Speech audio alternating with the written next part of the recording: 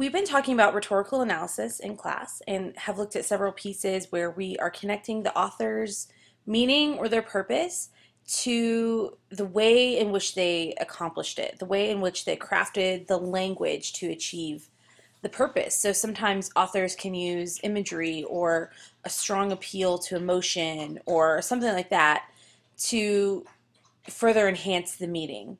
And when they do this artfully, and when authors do this to persuade, that's what we call rhetoric.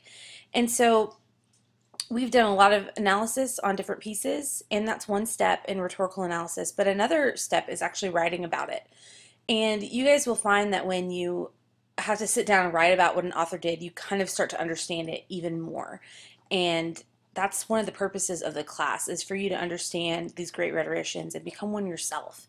And so we're going to start writing about it in class. And the first step is to focus in your thesis statement. And for the purpose of this kind of essay, we're calling that the Prose Focus Statement, or PFS. And so the PFS, what it does is it gives us some context about what you're talking about, and it answers the big and little question. So in a prose focus statement, you need to include the tag. So it's the title, author, genre of the piece that you're reading. And that's always given to you in the prompt. Sometimes the genre isn't stated explicitly and you kind of have to guess or just leave it out. The prose focus statement also needs to give some context of the excerpt under analysis. So anytime you get some background information from either the prompt or the piece itself, that's where you're going to get that contextual information. And then the PFS needs to state your position on what you are going to defend in your essay. In other words, you're connecting the meaning to the method or answering the big and little questions. It has to be written in literary present tense, so don't use past tense verbs, always use present tense verbs.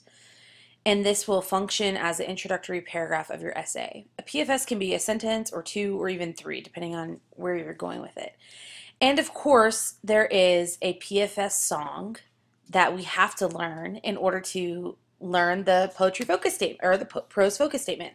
And this PFS song is adapted from Ashlyn McNee's version that she wrote last year, or in 2013. And it goes a little something like this, and I expect you guys to learn it. Prose focus statement song. All these essays need a focus to succeed. Follow these steps. Tag it, title, author, genre. Second, give it a context. Answer big and little questions. Literary present tense.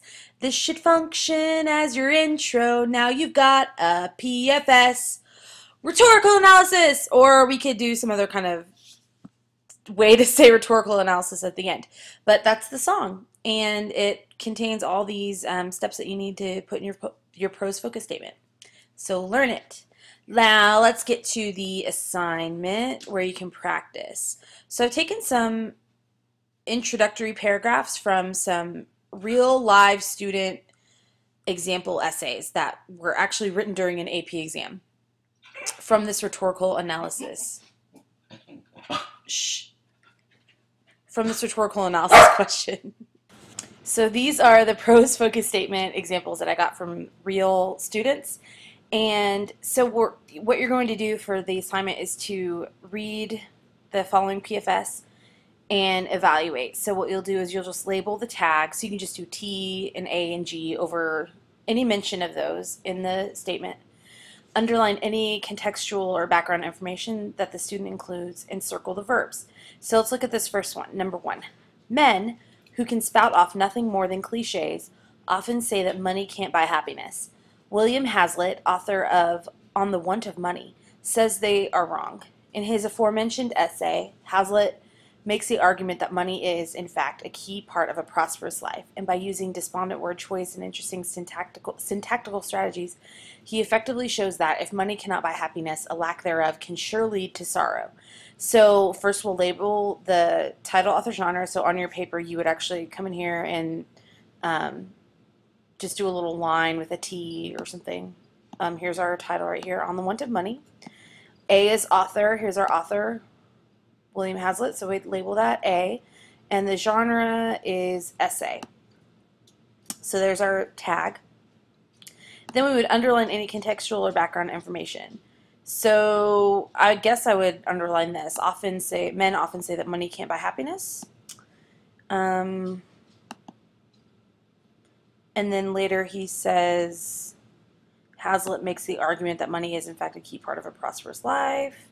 This actually might be the meaning, the answer to the big question, actually, instead of contextual information. And then I would go and circle the verbs. And honestly, the most important verbs are the ones that reference what the author is doing. So I would circle says. He says, Hazlitt makes. I would circle that. He shows that. And it can sure lead to sorrow. So I'd circle all those verbs. And then I would go down here and answer these questions. Is this written in literary present tense? Yes or no? And yes, it is written in present tense. What is the student's answer to the big question? And I would go in here and write something like Hazlitt believes that money is a key part of a prosperous life, or something like that. What is the student's answer to the little question? And that's the method, remember? So despondent, word choice, interesting, syntactical strategies.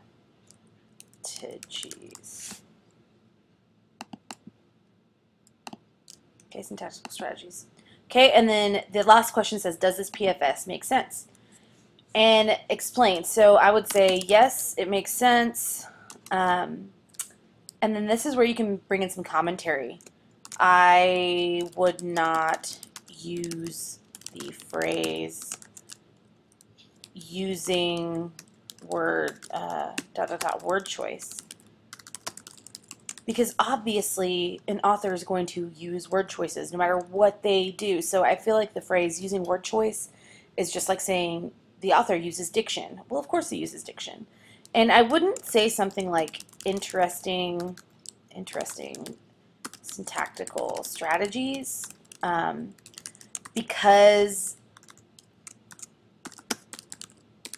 it is too vague. It doesn't tell me that this student really understands what the syntactical strategies were.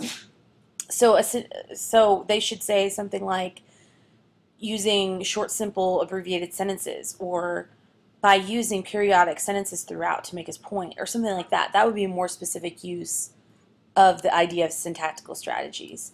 So the other thing I noticed about this was I personally don't like his or her mention of men who can spout off nothing more than cliches. I feel like that is distracting language.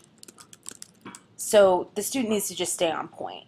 Okay, so and then they use another cliche here: if money cannot buy happiness, a lack thereof can sure lead to sorrow. It's a little colloquial, etc. So I get that this person kind of understands the meaning, they kind of understand the method, and they could probably do without some of this language that they put in there. So that's what you'll do. So there are, I think, seven other PFS that I would like you to go ahead and evaluate based on the criteria. Do you think that these would stand as a really good introduction to the rest of a rhetorical analysis essay? That's the kind of thing that you'll answer on this. So I hope that helps, and I'll see you guys later.